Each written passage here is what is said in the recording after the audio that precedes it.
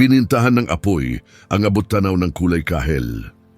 Si Dr. Elena Vasquez, 28 taong gulang, baguhang veterinaryo ng mga ligaw na hayop sa Mara Conservation Project, ay pinigilan ang kanyang bandana sa kanyang bibig habang umuusok sa sabana. Ang sunog ay kumalat sa halos 4,000 ektarya sa loob ng 6 na oras lamang. Isang mapaminsalang apoy na nagsimula sa kidlat at lumakas dahil sa ilang buwang tagtuyot. Ngayon, habang papalapit na ang bukang liwayway, humupa na rin ang mga apoy at iniwan ng isang tanawin ng abo at pagkawasak. Mag-isang naglakad si Elena sa nasunog na lupain. Nagkalat ang kanyang koponan sa buong lugar na nasunog, naghahanap ng mga nakaligtas, anumang hayop na maaring nakatakas sa impyerno, ngunit nasugatan sa kaguluhan. Hanggang na ngayon pawang kamatayan lamang ang kanyang nakita. Isang zebra, baluktot ang katawan sa huling sandali nito. 3 impala, magkakadikit kung saan sila bumagsak. Isang baboy ramo na halos nakarating na sa tabi ng ilog. Huminto siya sa gilid ng dati makapal na palumpong ng akasya. Ngayon ay mga kalansay na sanga at puting abo na lamang ito. Sobrang lakas ng amoy, usok, nasunog na halaman at iba pa, isang bagay na parang metal, dugo. Maingat na sumulong si Elena, mainit pa rin ang lupa sa ilalim ng kanyang mga bota. Iyon ang sandaling narinig niya ito, isang mahina at matinis na ungol. Napahinto siya. Muling umalingaw-ngaw ang tunog, halos hindi marinig, marupok, parang hanging tumatakag sa sirang tambo. Nanggagaling ito sa ilalim ng gumuhong mga nasunog na sanga malapit sa mabatong bahagi. Lumuhod si Elena at nagsimulang alisin ang mga kalat. Mainit ang abo sa kanyang mga guwantes. Bumilis siya, mabilis ang tibok ng kanyang puso. Sige na, bulong niya. Sige na, nasaan ka? Nahawakan ng kanyang kamay ang balahibo. Inalis niya ang huling sanga at napahinga ng malalim. Isang sanggol na leon. Ilang araw pa lamang, marahil 1 linggo ang pinakamatagal. Malabo pa ang mga mata nito, hindi pa buong nakadilat. Ang balahibo nito na dapat ay kulay gintong kayumanggi ay kulay abo at magulo dahil sa tuyong dugo. Hindi sa kanya napagtanto ni Elena. Ang dugo ay galing sa ibang katawan, mas malaki, nakahandusay nang walang galaw sa ilang talampakang layo. Ang ina, namatay ang ina na nakabalot sa kanyang anak. Ang katawan nito ay naging proteksyon laban sa apoy. Nasunog ang balahibo nito sa likod at tagiliran. Naging sanggalang niya ang sariling laman para sa kanyang anak hanggang sa kinuha siya ng apoy. Ngunit nakaligtas ang sanggol. Binuhat ni Elena ang munting nilalang gamit ang nanginginig na mga kamay. Kasya ito sa kanyang mga palad, mga 2 kilo lamang tantiyan niya. Baka mas magaan pa.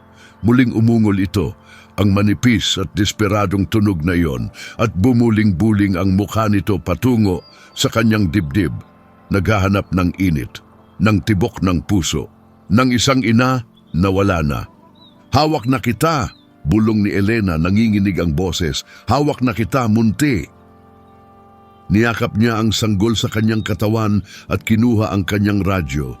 Base, ito si Elena, may nakaligtas ako. Sanggol na leon, bagong silang, malamang may matinding na langhap na usok, posibleng may mga paso. Patay na ang ina, kailangan ko ng agarang paglikas patungo sa istasyon ng veterinaryo. Kumakaluskos ang radyo. Nakuha! Paparating ang sasakyan. 20 minuto.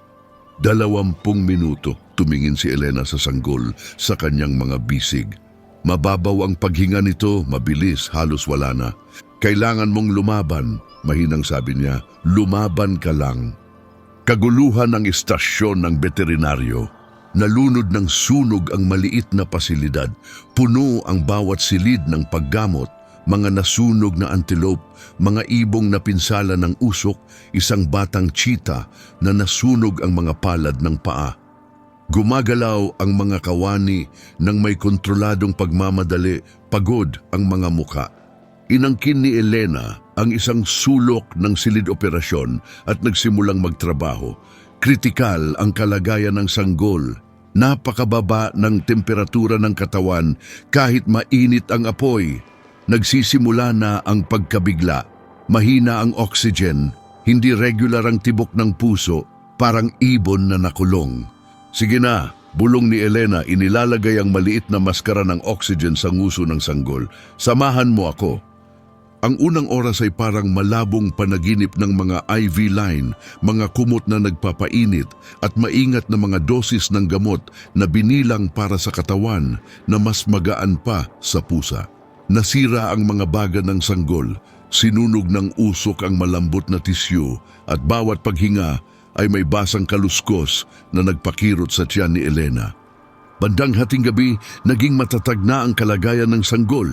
Bandang 2:00 ng madaling araw, bumagsak ito. Sumigaw ang alarma ng monitor ng puso. Kinuha ni Elena ang maliit na defibrillator.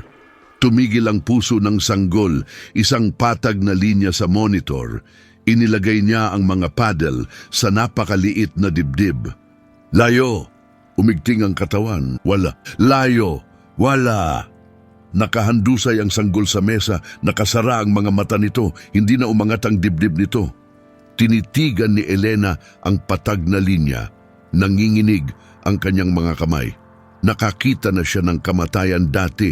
Maraming beses sa trabahong ito, ngunit may kakaiba sa sanggol na ito, na ulila at nag-iisa, nakaligtas sa apoy para lang mamatay dito sa malamig na mesa ng metal. Inabot niya at hinawakan ang balahibo nito. Mainit pa, malambot pa. Pasensya na, bulong niya, pasensya na, sinubukan ko. Tinanggal niya ang maskara ng oxygen, tinanggal ang IV line, sinimula ng mga klinikong galaw ng pagtanggap ng kawalan. At pagkatapos, isang mahina at nag-iisang tibok ng puso sa monitor. Napahinto si Elena, isa pang tibok, hindi regular, nahihirapan. Ngunit nandyan, sumugod siya sa mga kagamitan, nakalimutan ang kanyang pagod. Umangat ang dibdib ng sanggol, bahagya, isang kilos na higit na panginginig kaysa paghinga. Ngunit umangat ito. Samahan mo ako, hingal ni Elena, nagmamadaling nagtatrabaho. Samahan mo ako, matigas mong ulo. Lumakas ang tibok ng puso, nautal. Nakita ang ritmo nito. Nang 3:47 minuto ng madaling araw, idinilat ng sanggol na leon ang mga mata nito sa unang pagkakataon. Kulay ginto ang mga ito, hindi siya pinangalanan ni Elena. Simple ang pangunahing tuntunin ng rehabilitasyon ng ligaw na hayop, huwag magkakapit. Ang mga hayop na ito ay hindi alagang hayop. Sila ay mga pasyente, gagaling sila at aalis sila at babalik sila sa mundong kinatatakutan nila. Ang mga tao hindi pinagtitiwalaang. Ngunit hindi alam ng sanggol ang mga patakaran. Binobottle feeding niya ito bawat 3 oras.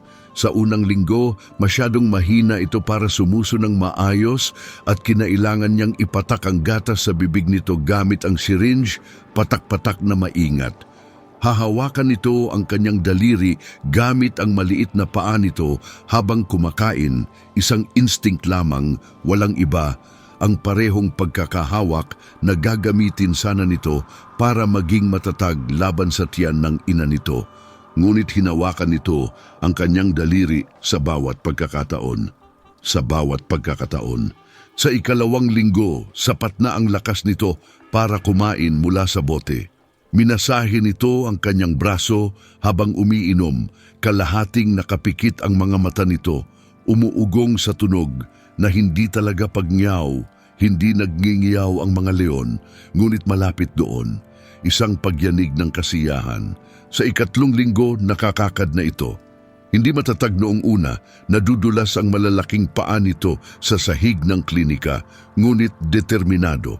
Sinundan nito si Elena kahit saan, sa kanyang mesa, sa silid ng mga gamit, sa pinto ng kanyang maliit na tirahan sa gilid ng compound. Kapag umupo siya, ididikit nito ang sarili sa kanyang mga binti. Kapag tumayo siya, nagtatayo rin ito, pinapanood siya ng mga gintong mata nito. Sa ika-4 na linggo, nilabag ni Elena ang patakaran. Pinangalanan niya ito sa kanyang puso. Hindi malakas, hindi kailanman malakas, ngunit tahimik sa pribadong espasyo kung saan itinatago niya ang mga bagay na hindi niya masabi. Tinawag niya itong Kijana, ibig sabihin nito ay munti sa Swahili, isang maliit na paghihimagsik, isang lihim na pagmamahal. Masyadong nakakapit ka na. Si Dr. Thomas Mbeki, ang senior na veterinaryo, ay nakatayo sa pintuan ng enclosure ng rehabilitasyon. Pinapanood niya si Elena na nakaupo sa damo habang nasa kandungan niya ang sanggol. Hinahayaang ngumuya nito ang tali ng kanyang bota habang sinusuri niya ang mga ulat. "Ginagawa ko ang trabaho ko," sabi ni Elena nang hindi tumitingin.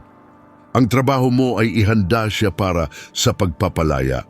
6 na linggo pa lamang siya at sa loob ng 6 na buwan, 30 kilo na siya na may mga kuko na kayang tanggalin ang mukha mo." Lumambot ang boses ni Thomas. "Alam kong mahirap, naranasan ko na rin yan, ngunit kailangan mong simulan ang protocol ng paghihiwalay para sa kapakanan niya."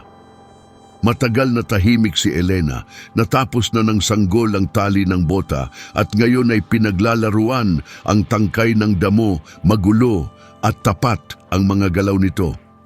"Alam ko," sabi niya sa wakas. 3 araw bago mailipat ang sanggol sa sanctuary ng rehabilitasyon, dumating sila. Nasa pangunahing gusali ng compound si Elena nang marinig niya ang unang putok. Tumakbo siya palabas. Sumiklab ang mga ilaw sa dilim. Iniilawan ang eksena ng kaguluhan. Sumisigaw ang mga ranger, nagmamadaling mga sasakyan sa buong compound at sa labas ng bakod, mga kislap ng baril sa dilim. Mga mangangaso, nadagdagan ng mga mangangaso sa rehiyon ng Mara sa nakaraang taon. Organisadong mga grupo na nagtatarget sa mga leon para sa kanilang mga buto at ngipin na may napakalaking halaga sa black market. Ang compound ng konserbasyon na may koleksyon ng mga gumagaling na hayop ay isang target. "Elena!" Tumatakbo si Thomas patungo sa kanya. "Papunta sila sa malalaking enclosure, sa mga adult na leon. Dalhin mo ang mga juvenile sa ligtas na gusali. Ngayon na!" Tumakbo si Elena patungo sa pen ng rehabilitasyon. Gising ang sanggol, pabalik-balik sa pagkabalisa, nakadikit ang mga tainga nito sa bungo. Lumaki ito ng husto sa mga nakaraang linggo, halos 8 kilo na ngayon, maliit pa rin ngunit hindi na marupok. Humaging ito nang lumapit siya, na aktibo ang takot nito dahil sa ingay at kaguluhan.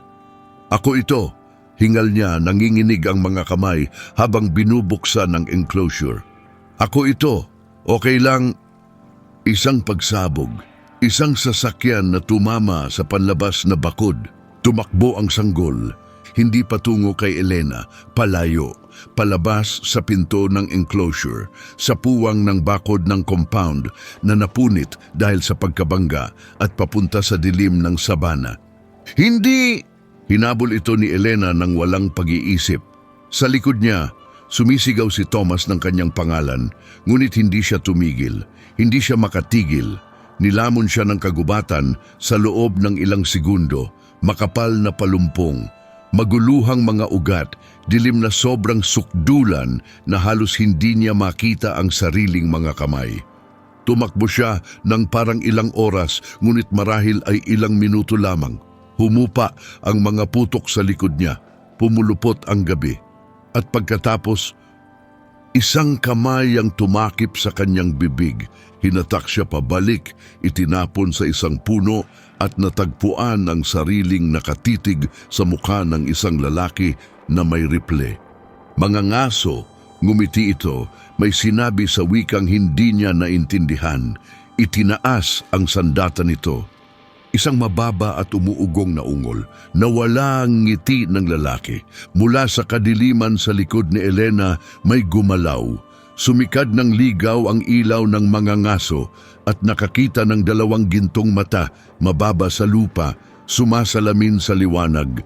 Ang sanggol na leon, Nakatiklop ito sa mga palumpong, nakaikot ang maliit na katawan, nakahila pabalik ang mga labi mula sa mga ngipin na mas gatas pa kaysa pangil. Ang unggol na lumabas sa dibdib nito ay katawa-tawa, mataas at matinis, hindi man lang nakakatakot. Ngunit sapat na iyon. Nag-alinlangan ang mga ngaso. Ang isang segundong iyon ng pagkalito, ang kailangan lamang ni Elena. Dumampot siya ng bato sa lupa at humampas. Bumagsak ang lalaki, hindi na naghintay si Elena para makita kung tatayo pa ito. Kinarga niya ang sanggol sa kanyang mga bisig, mas mabigat na ito ngayon, mahirap dalhin, at tumakbo. Nakaligtas ang compound. 2 adult na leon ang napatay bago napalayas ng mga ranger ang mga ngaso. 3 lalaki ang nahuli. Ang iba ay tumakas sa dilim ng gabi. Tumayo si Elena sa enclosure ng rehabilitasyon kasama ang sanggol sa huling pagkakataon. Naghihintay ang sasakyan ng paglipat sa labas. Pumayag ang sanctuary sa Tanzania na kunin siya. Isang malawak na protektadong lugar kung saan matututo siyang mangaso, kung saan sa bandang huli ay makakasama siya sa isang pride, kung saan mabubuhay siya ng buhay ng isang leon sa halip na kalahating pag-iral ng isang bihag. Iyon ang tamang gawin. Alam niya iyon. Makakalimutan mo ako, tahimik niyang sinabi sa kanya. Nakaupo ang sanggol sa kanyang paanan, pinapanood ang kanyang mukha gamit ang mga gintong mata. At ayos lang iyon, ganoon dapat. Lalaki ka at magkakaroon ng sarili mong mga anak. At hindi mo na maaalala ang lahat ng ito, hindi mo na ako maaalala. Lumuhod siya, inabot ng sanggol at hinawakan ang kanyang daliri, ang parehong pagkakahawak, ang isa mula sa unang pagpapakain niya ng bote. Pumikit si Elena. Maging ligaw ka, bulong niya. 15 taon ang lumipas. Si Dr. Elena Vasquez, 43 taong gulang, ngayon ay direktor ng Mara Conservation Project, bumaba mula sa kanyang Land Cruiser at naramdaman ang pagbulusok ng mga taon. Inimbitahan siya ng sanctuary sa Tanzania bilang bahagi ng kanilang selebrasyon ng anibersaryo. Isang pagkakataon na makita ang mga hayop na naligtas niya sa nakalipas na mga dekada. Halos tumanggi siya. Matagal na ang 15 taon, ang sanggol na pinakain niya ng bote ay isang ganap na adult na lalaki na ngayon, dominante sa kanyang pride, ligaw sa lahat ng paraan na mahalaga. Kung buhay pa man siya, bihirang makaligtas ang mga lalaking leon na ligaw ng lampas sa 12 taon. Ngunit nagpadala sa kanya ang sanctuary ng litrato. Isang napakalaking lalaki na may madilim na buhok at isang kakaibang peklat sa kaliwang balikat nito. Isang peklat na tumutugma sa pattern ng paso mula sa sunog. Ang sugat na nilinis at binendahan ni Elena ng matagal na panahon na ang nakalipas. Buhay ito at kailangan niyang malaman. Ang gabay ng sanctuary, isang binatang nagngangalang Samuel, ay pinangunahan siya patungo sa kumpol ng mga puno ng akasya malapit sa bukal. Nagpapahinga ang pride dito tuwing hapon, paliwanag niya. Ang lalaki ay kahanga-hanga siya, ngunit Dr. Vasquez, nag-alinlangan siya. Kailangan mong maintindihan, ligaw na siya, ganap na ligaw, nakapatay na siya ng Cape Buffalo. Nakipaglaban na siya sa mga grupo ng hyena. Hindi na siya... Alam ko. Matagal siyang tinitigan ni Samuel pagkatapos ay tumango. Naglakad sila sa katahimikan. Unti-unting lumitaw ang pride. Una ang mga babae nagpapahinga sa lilim, sinusubaybayan ng kanilang mga mata ang mga papalapit na tao ng may tamad na paghihinala. Pagkatapos ang mga sanggol nagugulong-gulungan malapit sa gilid ng tubig. At sa wakas, hiwalay sa iba, nakahiga sa isang mataas na bato na nakatanaw sa kanyang teritoryo. Siya, huminto ang paghinga ni Elena, napakalaki niya, mahigit 200 kilo ng kalamnan, kuko at buhok. Dumilim ang balahibo niya sa malalim na kulay gintong kayumanggi at puno at itim ang buhok niya, pumapalibot sa mukha na walang bakas ng marupok na nilalang. na minsang hawak niya sa kanyang mga palad. Pinapanood niya ang paglapit ni Elena gamit ang mga matang amber na walang ipinakikita. "Sapat na iyan," sabi ni Samuel. 30 metro pa rin ang layo nila. Hindi tayo dapat... Tumayo ang leon, isang mababang ungol, malalim at umalingaw-ngaw. Naramdaman ni Elena ang tunog sa kanyang dibdib. Hindi ito ang matinis na ungol ng isang takot na sanggol. Ito ang pagbabanta ng isang apex predator. "Dr. Vasquez, kailangan na nating umalis ngayon na." Bumaba ang leon mula sa bato. Nagsimula itong maglakad patungo sa kanila. Inalis ni Samuel ang rifle sa balikat niya. "Wag," sabi ni Elena. Tinutugis niya tayo. "Wag!" Bumilis ang hakbang ng leon. Mababa ang ulo nito. Nakatutok ang mga mata nito kay Elena. "Hindi kanya nakikilala." Tumataas ang boses ni Samuel. "Ligaw siya. Siya ay..." Tumakbo ang leon. 200 kilo ng mandaragit gumagalaw ng buong bilis. Yumayanig ang lupa sa ilalim ng kanyang mga paa. Itinaas ni Samuel ang kanyang rifle. Humakbang pasulong si Elena. "Elena!" Tumalo ng leon. Pumikit si Elena. Naramdaman niya ang pagkabangga, ang bigat, ang lakas na dapat sana'y pumatay sa kanya. Ngunit nakatayo pa rin siya. Idinilat niya ang kanyang mga mata. Huminto ang leon. Nakatayo ito sa harap niya, wala pang 1 metro ang layo, napakalapit na nakikita niya ang bawat buhok ng buhok nito na umaalon sa simoy ng hangin. Kapantay ng kanyang dibdib ang napakalaking ulo nito. Mainit ang hininga nito sa kanyang mukha, hindi ito umuungol, tahimik ito. Nanginginig ang kamay ni Elena habang itinaas niya ito. Sinubaybayan ng mga mata ng leon ang galaw. Umurong ang mga tainga nito. Isang babala. Sa likod niya, narinig niya ang matalim na paghinga ni Samuel. Nakabitin ang kamay niya sa pagitan nila. Ipinakita ng leon ang mga ngipin nito. Hindi gumalaw si Elena. Lumipas ang mga segundo, isang kawalang hanggan. At pagkatapos, isang mababang ugong, mas malalim, umalingaw-ngaw, halos katulad ng tunog na ginagawa ng sanggol habang kumakain. Sumandal pasulong ang leon. Ang napakalaking ulo nito ay dumiin sa kanyang palad. Kinuskus nito ang mukha sa kanyang kamay. Pagkatapos sa kanyang braso, pagkatapos sa kanyang balikat, nagtutulak ng lakas na halos tumataob sa kanya. Ang tunog na nanggagaling sa dibdib nito ay hindi pagngiyaw. Hindi nagngingiyaw ang mga leon, ngunit malapit doon. Isang pagyanig ng pagkilala. Nang hina ang mga tuhod ni Elena, lumuhod siya sa damo at sumunod ang leon sa kanya. Idinidiin ang noo nito sa kanya. Nakapalibot sa kanya ang buhok nito na parang kurtina. Naamoy niya ito, alikabok at damo, at isang bagay na ligaw, isang bagay na sinaunang. Umiiyak siya. Napagtanto niyang tumatawa rin siya. Bahagyang umurong ang leon at pagkatapos, marahang-marahan, napakabagal, inabot nito ang isang napakalaking paa at hinawakan ang kanyang kamay. Ang parehong pagkakahawak, ang isa mula sa unang pagpapakain niya ng bote, ang isa mula sa huling paalam nila. "Naalala mo," hingal niya, "naalala mo ako." Muling umugong ang leon at sumandal ng mas malapit. Sa likod nila, ibinaba na ni Samuel ang kanyang rifle. Nakatitig siya, nakabuka ang bibig, sa isang eksenang sumasalungat sa lahat ng alam niya tungkol sa pag-uugali ng ligaw na hayop. Ngunit hindi iyon iniisip ni Elena. Iniisip niya ang isang gabi 15 taon na ang nakalipas. Isang maliit na tibok ng puso na huminto at muling nagsimula. Isang apoy na kinuha ang lahat at nag-iwan sa kanya ng isang imposibleng regalo.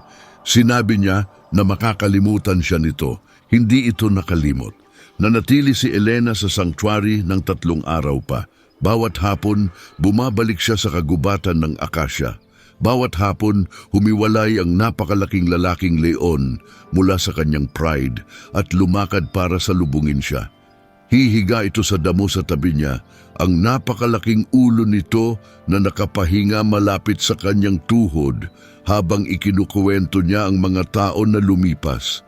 ang iba pang mga hayop na iniligtas niya, ang mga labanan na panalo at talo, ang apoy na nagtagpo sa kanila. Hindi nito naintindihan ang mga salita, ngunit nanatili ito sa bawat pagkakataon. Sa kanyang huling hapon, habang nagsisimulang lumubog ang araw sa abot tanaw, tumayo si Elena para umalis. Tumayo ang leon kasama niya. Idiniin nito ang ulo sa kanya sa huling pagkakataon at niyakap niya ang buhok nito at hinawakan siya sa paraan na hinawakan niya ito noong sapat pa itong maliit na kasya sa kanyang mga palad. Maging ligaw ka, bulong niya, ang parehong mga salita na sinabi niya 15 taon na ang nakalipas. Umurong ang leon. Tiningnan niya siya gamit ang mga gintong mata, ang parehong mga mata na unang nadilat sa isang surgical suite na may ilaw na fluorescent. Ang parehong mga mata na nagmamasid sa kanya mula sa kabilang bahagi ng compound habang papalayo siya. Ang parehong mga mata na nakakita sa kanya sa kadiliman nang kailangan niyang iligtas. Isang beses pang umugong ito at pagkatapos tumalikod ito at bumalik sa kanyang pride, sa kanyang teritoryo, sa ligaw na buhay na itinayo nito mula sa abo ng lahat ng nawala sa kanya. Pinanood ni Elena itong umalis, isang ungol ng leon ang umalingaw-ngaw sa buong sabana. Lumulubog na ang araw sa Tanzania. Kumakalat ang gintong liwanag sa walang katapusang damuhan. Nakatayong nakatalukbong laban sa abot tanaw ang isang pride ng mga leon, mga babae, mga sanggol, at isang napakalaking lalaki sa isang mataas na bato, tumitingin pabalik sa babae na nagligtas sa kanya. Ipinagpapatuloy ni Dr. Elena Vasquez ang kanyang trabaho sa Mara Conservation Project. Bumabalik siya sa sanctuary sa Tanzania bawat taon sa anibersaryo ng sunog. Nananatili ang leon bilang dominanteng lalaki ng kanyang pride. Naging ama na siya ng 14 na sanggol. Lumalabas pa rin siya para salubungin si Elena sa bawat pagkakataon.